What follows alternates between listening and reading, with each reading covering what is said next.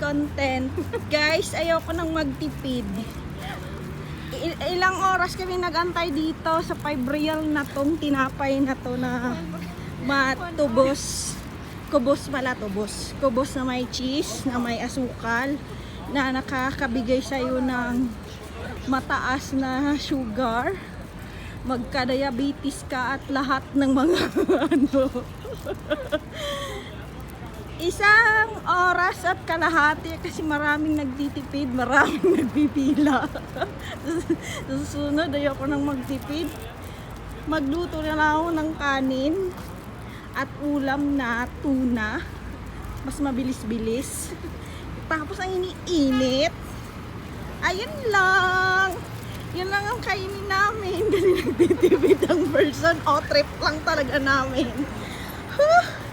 Ito lang yung pagkain natin na may cheese. Trip-trip lang.